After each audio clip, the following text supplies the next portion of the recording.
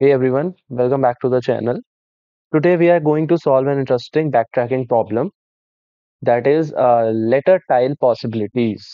Okay, ये letter tile possibilities काफी important question है और बाकी backtracking problems जो हमने आजकल में सॉल्व करी उनसे काफी सिंपल है। ठीक है, और काफी बड़ी बड़ी कंपनीज में से पूछा गया है, माइक्रोसॉफ्ट गूगल का क्वेश्चन है तो ऑफ कोर्स ये इंपॉर्टेंट है।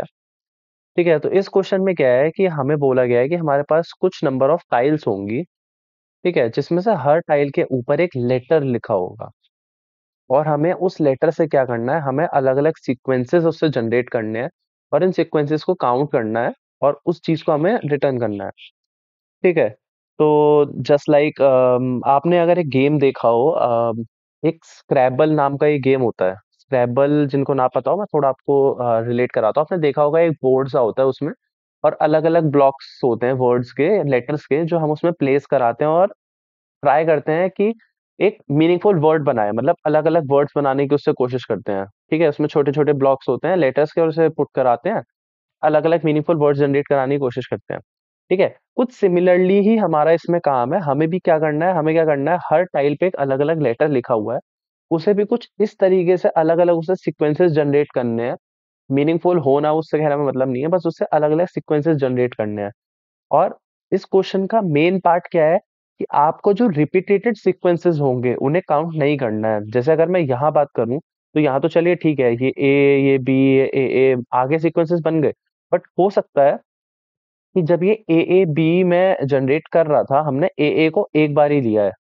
ठीक है, मैं अगर बोलूं कि मैं पहले ए पे गया, फिर मैं दूसरे वाले ए पे आगे कंटिन्यू कर गया, तो मेरा ए बना। ओके, अगर मैं बोलूं कि मैं सीधा ए को उठाया, तो ये भी एक सीक्वेंस बनता है। मतलब दो अलग अलग सीक्वेंस बनेगी, पहले ए पे गया फिर अगले ए पे गया, या फिर दोनों ए को एक साथ ले लिया। तो हमें क्या करना है, हमें रिपीटेड सीक्वेंसेस को इसमें काउंट नहीं करना है। ठीक है, तो एक बार चल के आगे चलते हैं, देखते हैं स्क्रीन पे और क्या है। हाँ जी, तो इस क्वेश्चन में हमारा सबसे पहला पॉइंट ये है कि हमें जो हमें स्ट्रिंग के फॉर्म में ए बी दिया हुआ है। तो हमने उसे टू कैर एरे करके एक कैरेक्टर्स की एरे में कन्वर्ट किया है पहले। और अपने कल वाले क्वेश्चन की तरह हम यहाँ पे भी सेम अप्रोच यूज़ करने वाले हैं, जहाँ पे हम एक यूज्ड एरे लेंगे बूलियन टाइप की, जहाँ इनिशियली सारे फॉल्स होंगे, जो हमारा ट्रैक करने में काम आएगा कि हमारा कौन कौन सा कैरेक्टर का एलिमेंट, एरे का एलिमेंट एक्सेस हो चुका है। सिमिलरली जो हमारा इस मेन क्वेश्चन का इस चैलेंज था कि हमें यूनिक सीक्वेंसेस लेने हैं, जो मैंने आपको दिखाया था कि मे भी हो सकता है पॉसिबल ए भी हो जाए, हमें उसे नहीं लेना है। तो उस काम के लिए हमने यहाँ पे एक हैश सेट यूज़ करा है और यहाँ पे एक पाथ लिया है एम्प्टी, जिस जो चलिए आगे देखते हैं रिकर्जन में होगा कैसे। तो एक्चुअली में ऐसा है कि हमारी सबसे पहली कॉल लगेगी यहाँ पे एम्प्टी से पहले, इस एरे के पहले एलिमेंट पे, मतलब एक लूप चलेगा जो हमारा जीरो से और एरे डॉट लेंथ -1 तक जाएगा। ठीक है, तो क्या करेगा, ए को लेगा, ए अपने पाथ में ऐड करेगा और उसे अपनी हैश सेट में भी ऐड कर देगा, क्योंकि ए एक यूनिक है। तो यहाँ पे क्या हो जाएगा कि ये वाला जो फॉल्स है, ये ए वाला कट के यहाँ पे ट्रू हो जाएगा। ठीक है, मैं इस सब को थोड़ा साफ साफ लिखने के लिए एक यहाँ पे तीनों का अलग से लिख लेता हूँ। ठीक है, ये हो जाएगा हमारा ट्रू हो जाएगा। ठीक है, ट्रू हो जाएगा, उसके बाद इसका मतलब है हमारा ए जो है वो यूज़ हो चुका है। ए के बाद हम आएंगे यहाँ पे। ठीक है, जहाँ पे हम क्या करेंगे, फिर से अपने इस वाले फॉल्स को यहाँ पे चेंज करके, इस वाले फॉल्स को चेंज करके इसे भी ट्रू कर देंगे और उसे अपने पाथ में ऐड कर लेंगे। यहाँ पे ए कर देंगे और अगली कॉल लगा देंगे फिर हमारे अगले एलिमेंट पे। अगला एलिमेंट है हमारा बी। ठीक है, बी में अब हम फिर यहाँ पे बी हमारा यूज़ हो गया है, उसको हम यहाँ पे ट्रू मार्क करेंगे और अपना इस हमारा पाथ क्या बन जाएगा, यहाँ पे आके ए बी बन जाएगा। ठीक है, अब इस ए बी के आगे हमें कुछ नहीं करना है। अभी तक हमारे कितने एलिमेंट्स ऐड हो गए, 1 2 एंड 3। तीन एलिमेंट्स हमारे हैश सेट में ऐड हो गए हैं।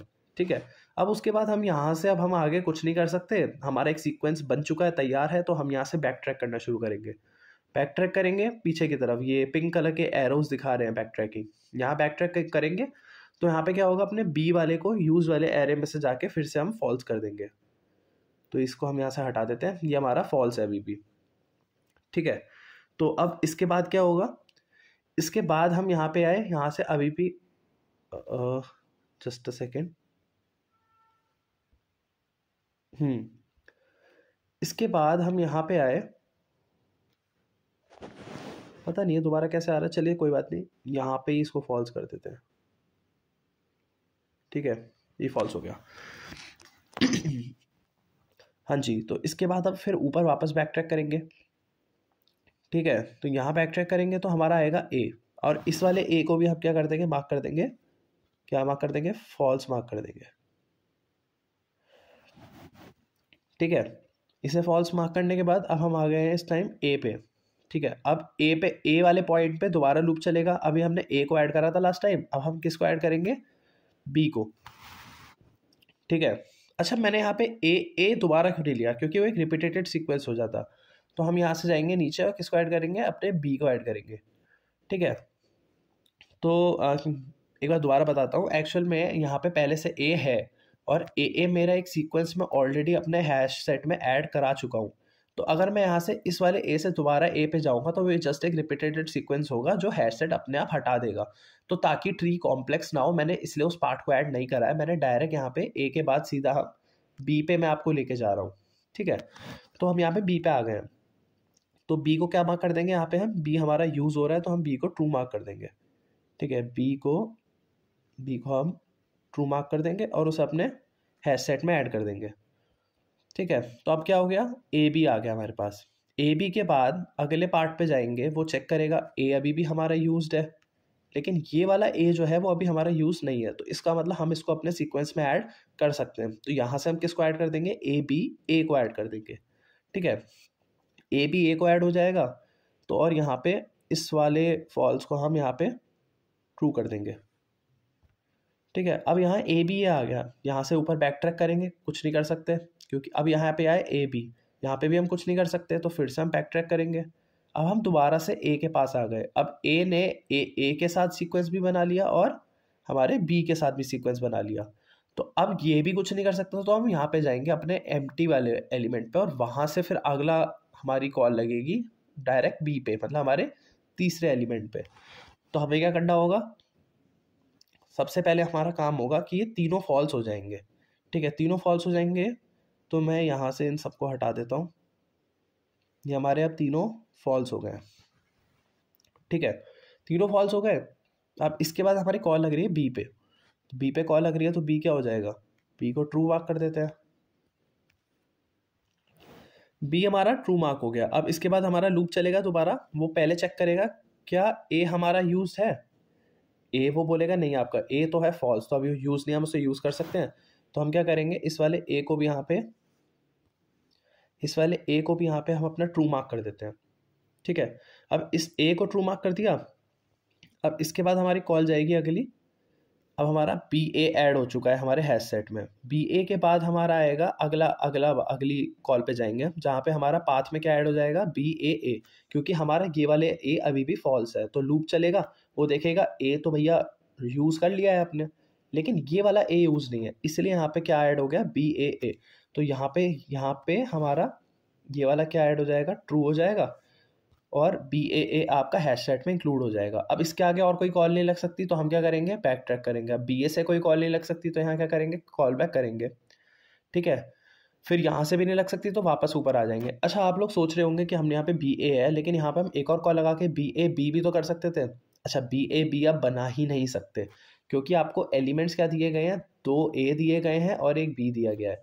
तो जब आपका एक बी यूज़ हो गया, तो आप बस एक ही कॉल लगा सकते हैं, जो कि होगी ए पे। तो ये था कुछ आपका रिकर्जन ट्री।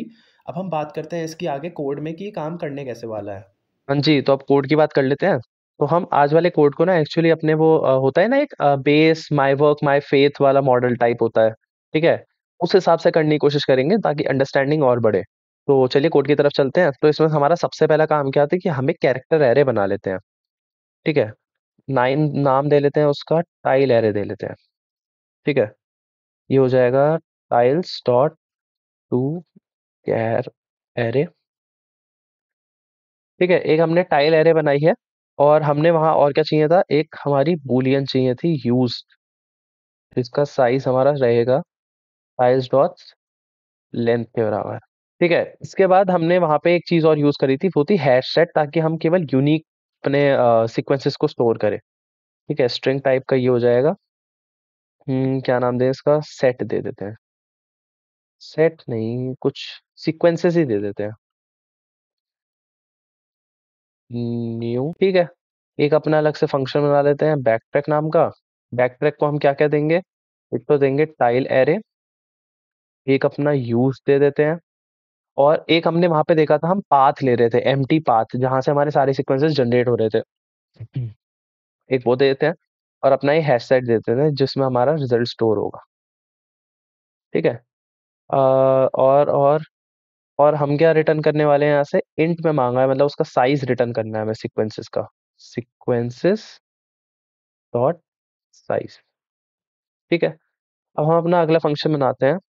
आज वाला कोड काफी हद तक सिमिलर है हमारे कल वाले कोड से, ठीक है। पब्लिक वॉइड बैकट्रैक, क्या क्या दे रहे हैं, अपनी टाइल एरे दे रहे हैं, और अपनी बूलियन एरे देंगे यूज, और एक पाथ देंगे, स्ट्रिंग टाइप का बना लेते हैं इसको, स्ट्रिंग पाथ, और अपना एक हैश सेट। ठीक है। सीक्वेंसेस नाम का, सीक्वेंसेस। ठीक है। और हमारा हैश सेट है स्ट्रिंग टाइप का ही, ठीक है। तो अब चलते हैं अगली बात पे। हमारी अब आता है हमारी बेस कंडीशन, हमारी सबसे पहली चीज हमने बात करी थी कि अगर हमारा पाथ जो हो वो खाली नहीं है, मतलब एम्प्टी पाथ को छोड़ के हम वहां पे क्या कर रहे थे, अपने हर उसको इंक्लूड कर रहे थे, मतलब जैसे ए आया उसको हमने हैश सेट में इंक्लूड कर लिया, ए आया उसको हमने हैश सेट में इंक्लूड कर लिया, मतलब बस खाली ना हो, हम उसे ऐड कर लेंगे किसमें, अपने सीक्वेंसेस में। सीक्वेंसेस डॉट ऐड, किसे ऐड करेंगे, अपने पाथ को, जो हमारा उस टाइम पे करंट पाथ हो। ठीक है। और अगली बात हमने करी थी कि हम एक फॉर लूप चलाएंगे अपनी कैरेक्टर वाली एरे पे, टाइल ए आर आर पे, मतलब आई इक्वल्स टू जीरो से हम जाएंगे I is less than till A R R dot length पे। एक तरीके से अब जो ये मैं कोड लिख रहा हूँ ना, ये है मेरा माई वर्क वाला पार्ट। माई वर्क से मेरा क्या मतलब है, माई वर्क से मेरा मतलब है, मैं आप एक बार करके दिखा देता हूँ, फेथ में मैं कह दूंगा कि बाकी का आप खुद कर लो। कुछ इस तरीके का काम होता है। ठीक है। तो मैंने क्या कहा, आप जाओ और चेक करो क्या वो एलिमेंट हमारे यूज्ड है। अगर वो यूज्ड नहीं है, मतलब अगर उसकी वैल्यू फॉल्स है, तो आप उसको यूज कर लो, और उसको मार्क कर दो कि ठीक है, आप यूज्ड हो गए। और यूज हो गए तो हम क्या कर रहे थे, बैक ट्रैक अपनी अगली कॉल लगा रहे थे, जिसमें हम लिखेंगे अपना tile A R R use, और अपनी पाथ में हम किसे जोड़ दे रहे थे, उस वाले एलिमेंट को, मतलब tile A R are I, path में उसको जोड़ दे रहे थे और आगे कॉल लगा रहे थे सीक्वेंसेस। ठीक है।